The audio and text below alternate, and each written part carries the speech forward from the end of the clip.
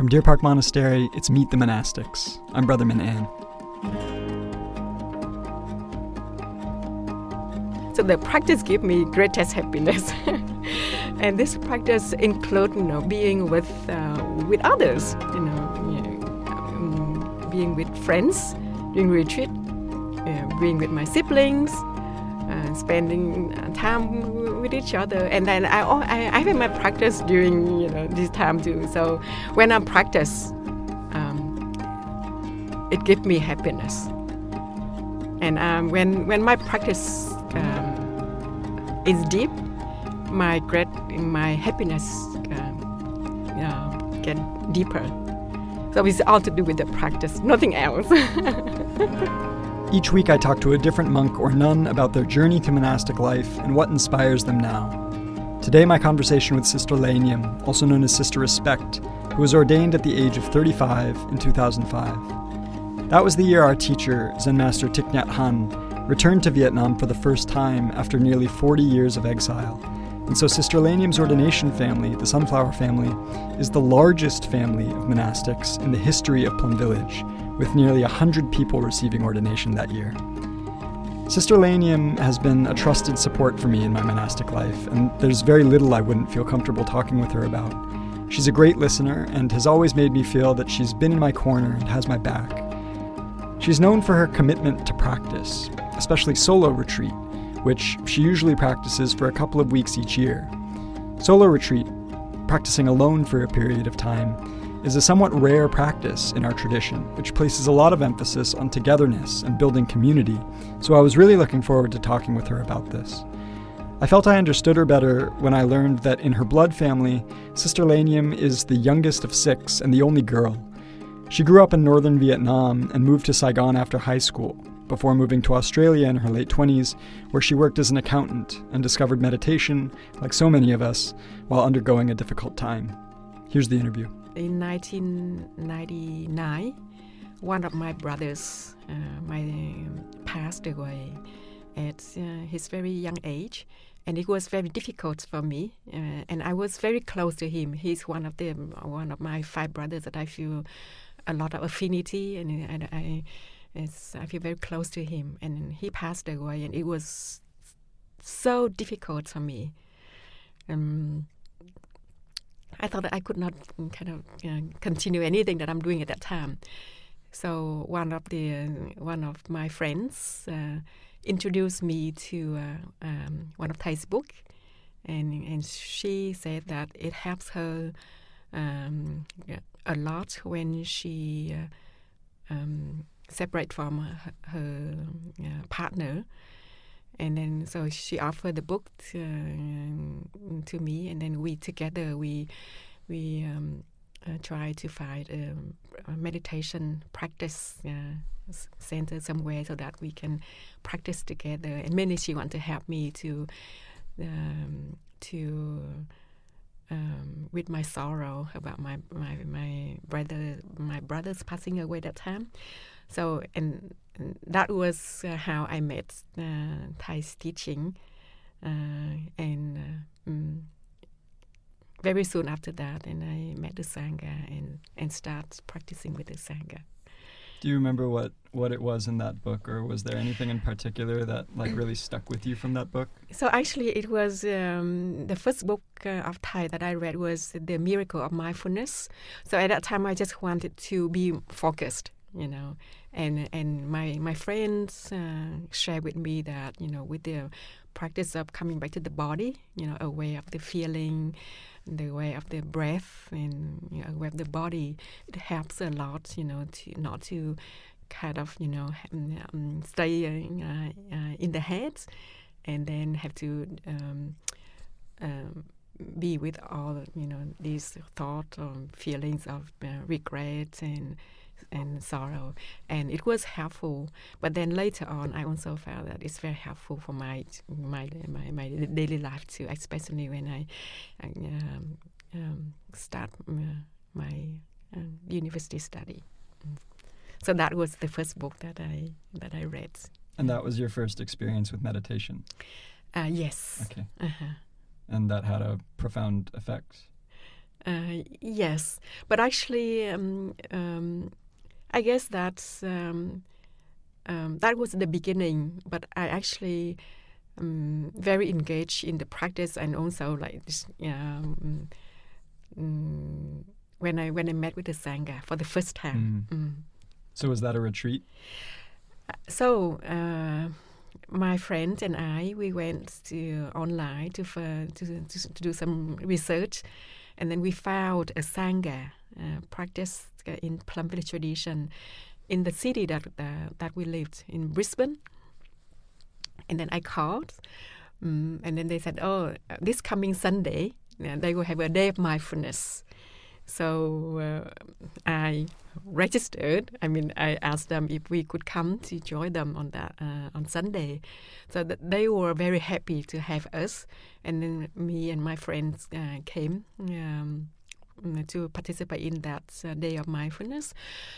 And when I arrived, and just being around those people, Sangha members, and participate in walking meditation, sitting meditation, silent meal, and they had the 5 mindfulness training recitation at that day too, and that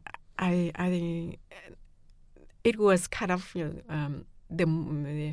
the most happy day for me until at that time. So I felt completely at home. I felt like so comfortable around these people. And in the afternoon we have Dharma sharing, Dharma sharing now. And I share my happiness, my joy, and I was kind of like almost in tears because of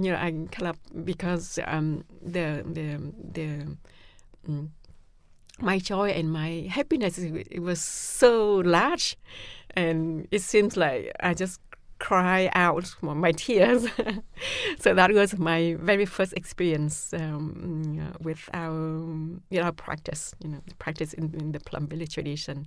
And since then, I would not miss any day of mindfulness, with the Sangha.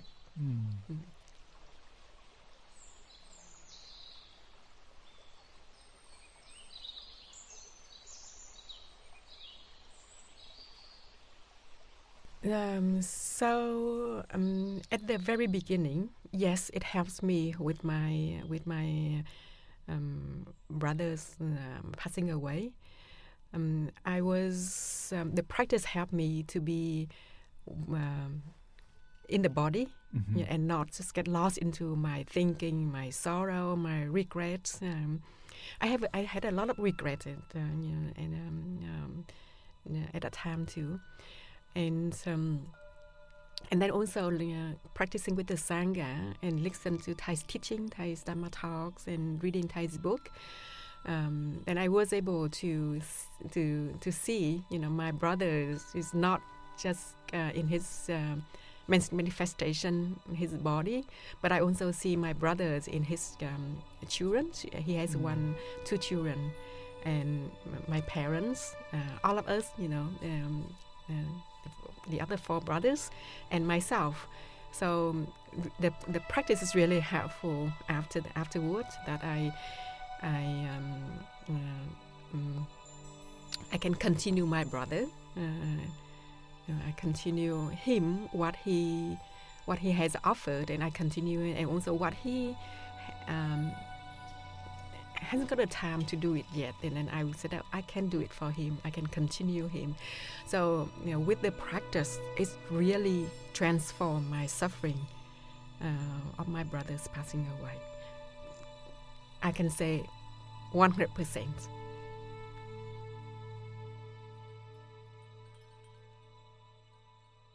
So you started to practice with the Sangha, a local Sangha in Brisbane.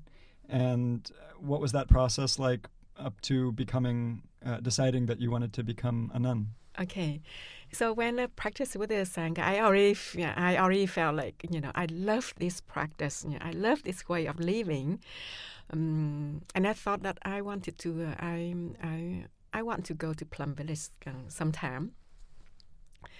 2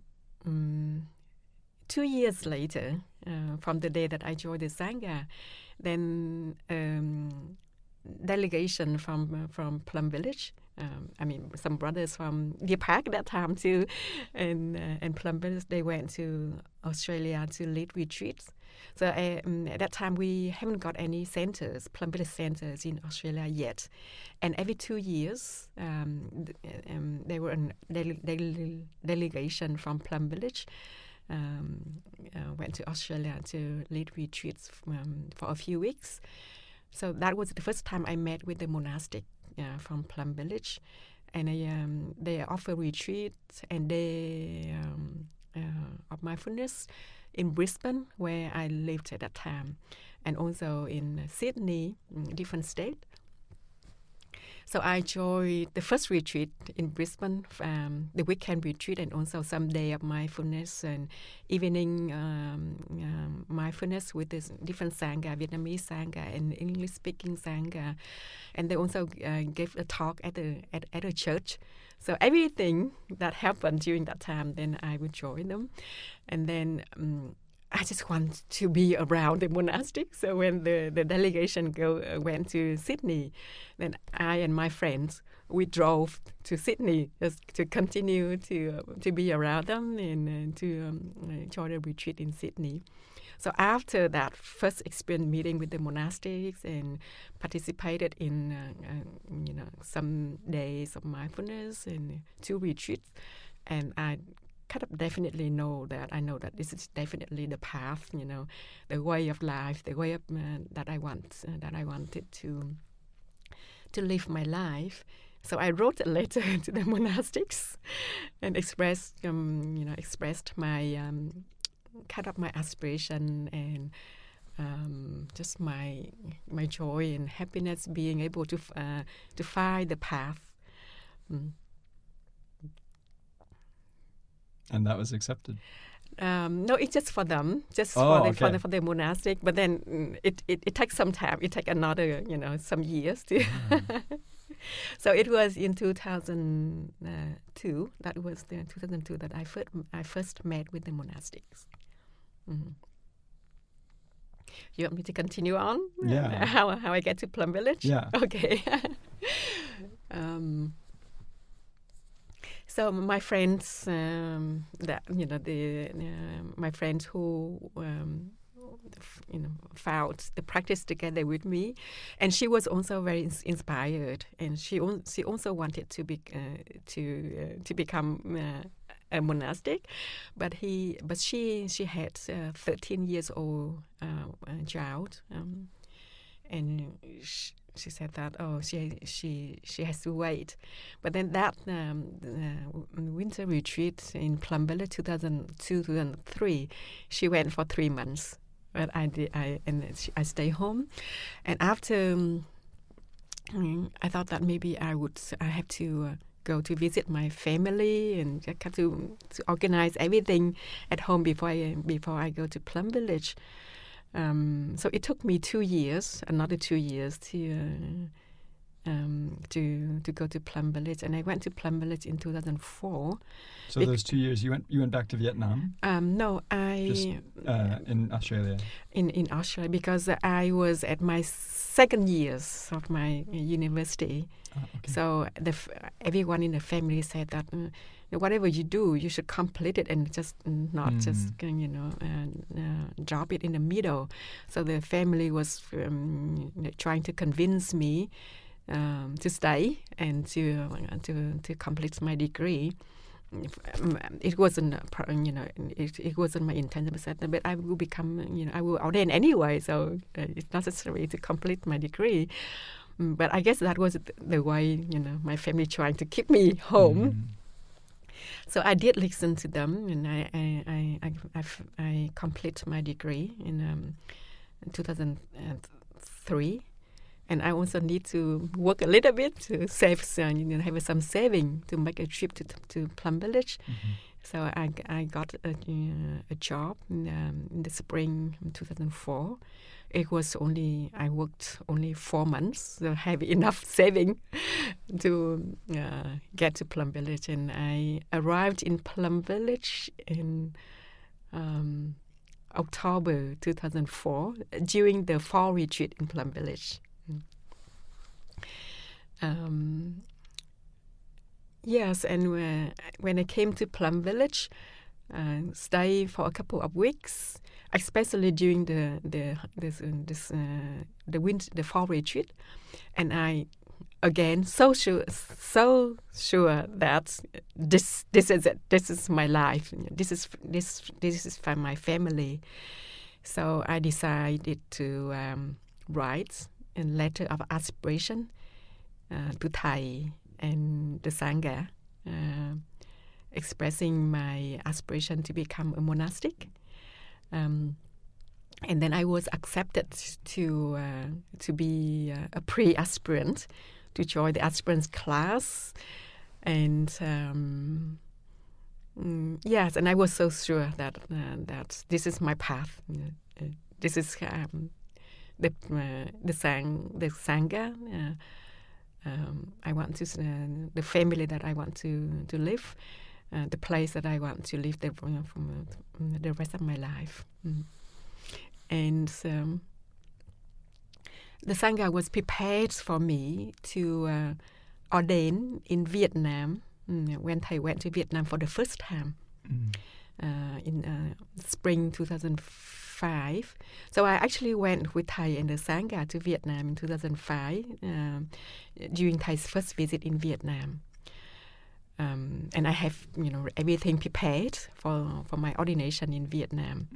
But for our listeners, this is the first time that Thay returned to Vietnam after nearly 40 years in exile. Yes. So Thay also wanted to, the Sangha also wanted to bring some aspirants from Plum Village to ordain with the aspirants in Vietnam during Thay's visit in Vietnam. So I was one of the 2 aspirants from Plum Village, went to Vietnam with Thay and the Sangha. But then when I went to Vietnam, I met with my family, and I realized that I haven't got the time to prepare for my family about my ordination yet. And then I thought that I would regret just to put my family into this kind of situation. I haven't been back home for a few years, and now I came back for the first time, and then would share with my family about my ordination, and my family is not, they know nothing about Thay's teaching and Plum Village yet. So I felt that it's very difficult for for me to share with my family, for my family to receive this new. And then I decided not to ordain in Vietnam at that time, but instead spending some time with my family, and then return to Plum Village to continue my aspirancy and ordain in Plum Village later, so that I have a time to prepare for my family, and also to spend time with my family, because I also know that when I ordain, then I cannot go to visit my family very often, and I really want to have that quality time with my family before I ordain. So up until now, I still see that was the right thing to do at that time, the right decision. So I was with Thay and the Sangha for the first 5 weeks, when Thay. During Thay's visit in Vietnam, and then I went to stay with my family for the rest of my time in Vietnam. Then I came back to Plum Village and to continue my aspirancy with the rest of the aspirants in Plum Village at that time, and I ordained 6 months later. Did you feel like that time with your family solidified your aspiration and allowed you more support, like from them going forward? Did you feel like they supported you after that time? Not yet, but it's kind of mainly for me to feel like at ease about spending my time with my family and not, just announce to share with them a news that may be completely new for them, and kind of shock, So it's mainly for me that I don't want just to put my family into that situation. What were their concerns? Well, because I found the Buddhist teaching and also my spiritual path. It's just myself. My family is not a Buddhist family, so it's new to them, the concept of like one of the family members ordained and become a nun, and also that even my brothers, he was doing he was trying to get me to Australia and to be with him, and then I'm the only girl in the family, and so the family, they want all their child to be together, and not many family supports their children to ordain, especially those family doesn't have a Buddhist background. So it's not something like very different from my family, but it's it's for almost every family that. Did they ever come to Plum Village, or has that shifted at all, I wonder? It took some time.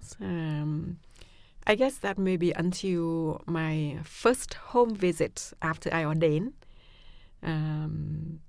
meeting me in my monastic appearance, and also my how when we visit home for the first time, it's kind of some different in the we experience how to say it gets some time for the family to get to feel familiar with having a child being a monastic in the family. But I think after my first home visit in Vietnam with my parents, and then in Australia with my brothers and his family there, then the family slowly understood and accepted my ordination and my decision. So it's really just until my first home visit as a monastic.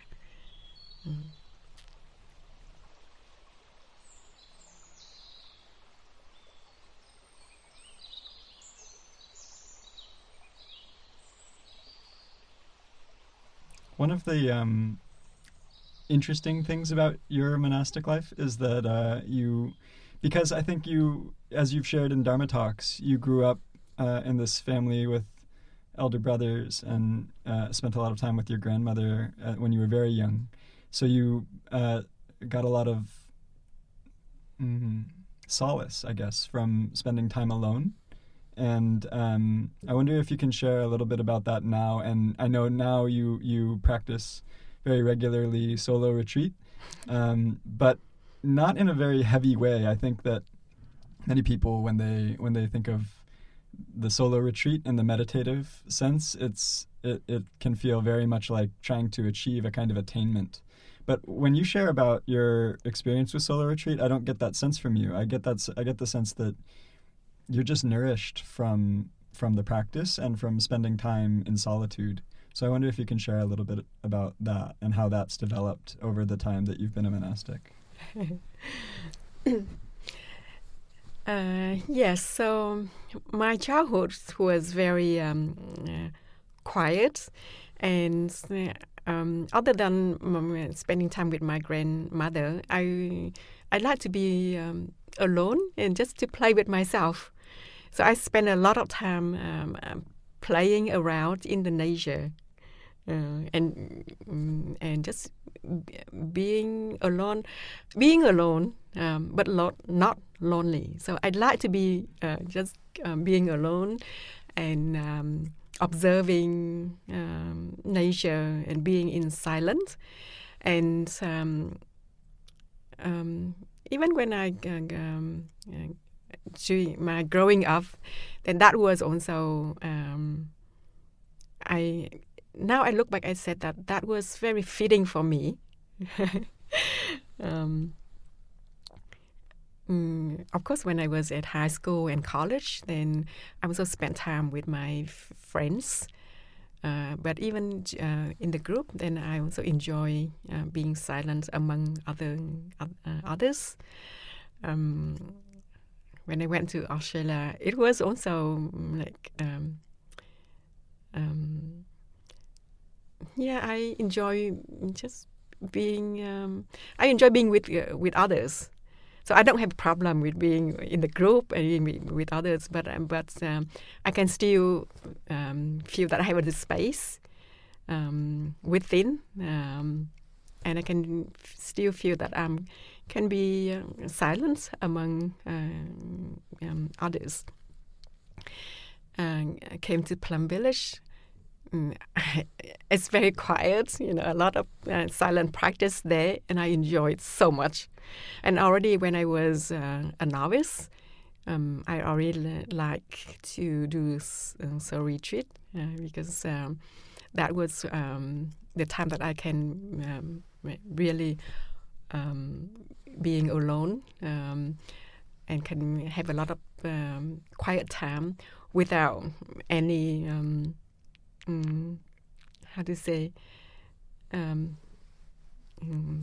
feeling that I have to be with others. Mm-hmm. I have to be around others. So in my second years of my monastic life, I already practiced the first time of my soul retreat.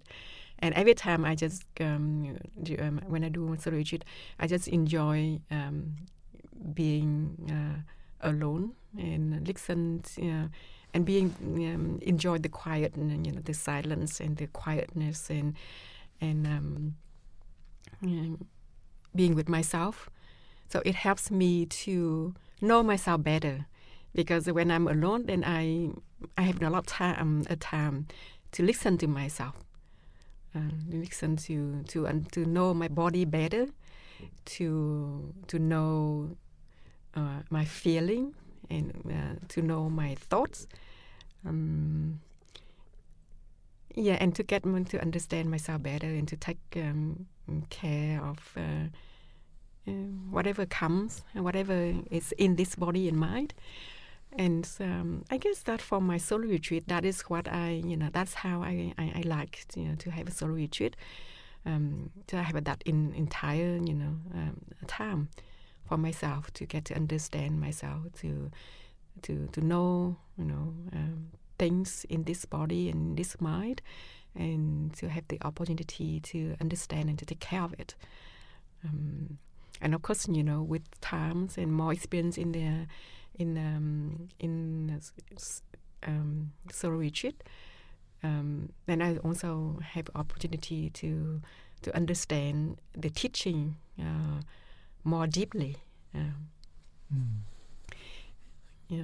Yes, but it's very enjoyable. I don't feel that I have to achieve something. I have to, I put a goal, that I have to achieve something during the soul retreat. But just, simply to be with body and mind, and whatever comes, it comes. If nothing comes, that's fine too. But I see that it does give me benefits each time I have opportunity to do soul retreat. How do you find balance? Because I think that many people have, especially when they come to monastic life, they have an idea of it being a very introverted experience. And so I think that our community can attract introverts, people who are just much more comfortable not being social. But actually they come to the monastery and they find that we're an extremely social community. And do you ever feel like that's difficult? And how do you practice with a community that places so much emphasis on being together? I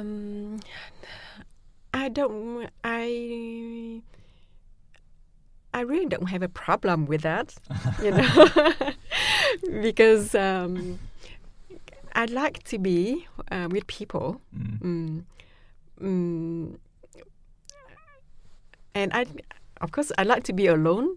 But when I'm with people, I have it gives me other benefits. For example, I got to understand people better, and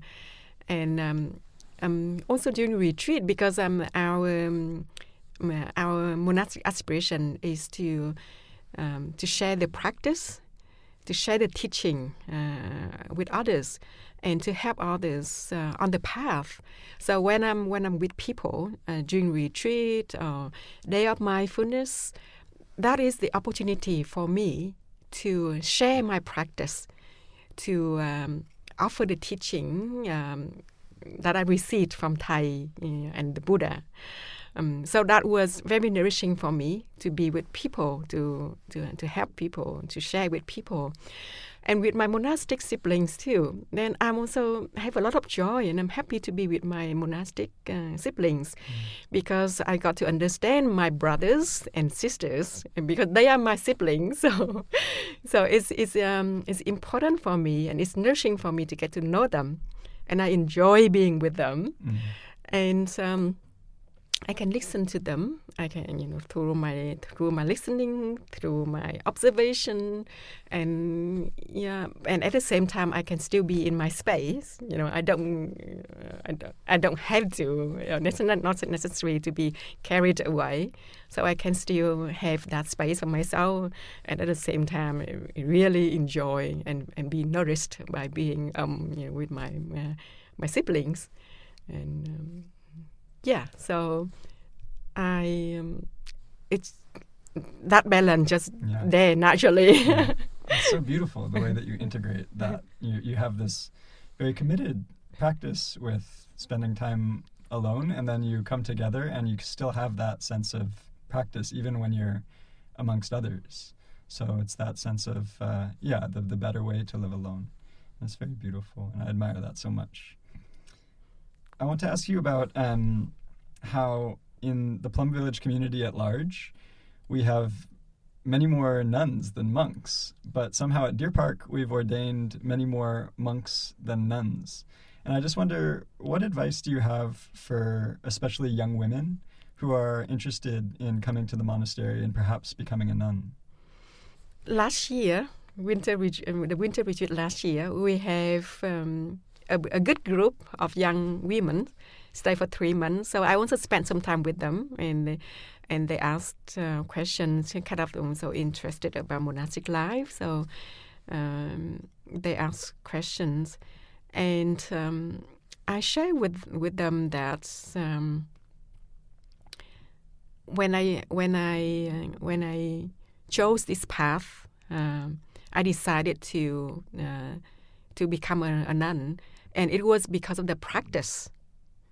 So we have the practice here, and we that is 100% true. So if you want to become a nun, then stick to the practice. And when we say practice, sometimes people say that, but what practice? And I said, just those very basic practice. You put your heart into it. We do this, monks or nuns or lay men or lay women. We do the same thing. Being aware of the body, being aware of the feeling, being aware of the breath, the step. And on all these practice that we have that we practice together during walking meditation, sitting meditation, silent meal, walking meditation, being together. So if you just need to to participate fully in the Sangha schedule and put your heart into it, to practice, and always coming back to yourself, that is the right thing to do, and that's the right path. And that would, for me, that's ensure that you would not. It will help you and support you to have the clarity and why you want to become a monastic, why you choose this path, and why you choose this community. Because I know for sure that we have this to offer. I'm so sure. And it's up to you that you can take it or not. You want to take it or not. But other than that, I really don't have. I don't. I have nothing else to advertise. But I know for sure that we have the practice to offer. And if you put your hand into practice, this is the right thing to do. It is to do. It's the right path, and you will not regret. What is your greatest happiness in monastic life? My greatest happiness in my monastic life, when I practice wholeheartedly, it gives me deep happiness. When I'm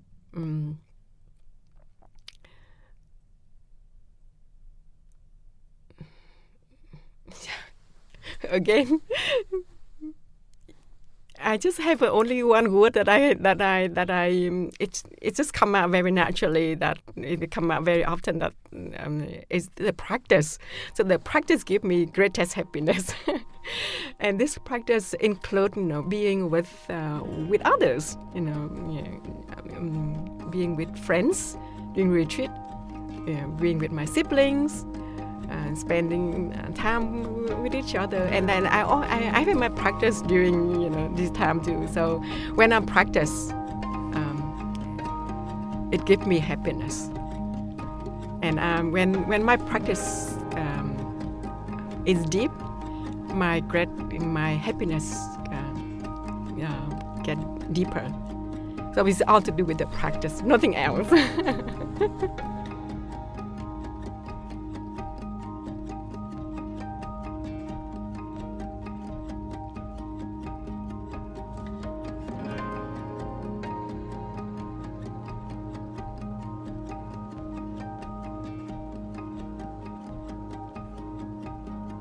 Thanks so much for listening. Each week we'll release another interview, so please subscribe. And if you're enjoying the podcast, please help us spread the word. Today's episode is produced and edited by Kenley Neufeld. Music is generously offered to us by Benjamin Portson and Alex Klein. Our special thanks to Sister Lệ Nghiêm for sitting with me and sharing her story. Meet the Monastics is recorded at Deer Park Monastery, a mindfulness practice center in the Plum Village tradition of Zen Master Thich Nhat Hanh in Escondido, California, on the traditional and unceded lands of the Kumeyaay Nation, to whom we extend our gratitude and respect. Deer Park offers mindfulness retreats and public days of mindfulness throughout the year, and a 5-year monastic training program for 18 to 35-year-olds. If you're interested in visiting, check out our website, deerparkmonastery.org, or follow us on social media. I'm Brother Minh An. See you next week.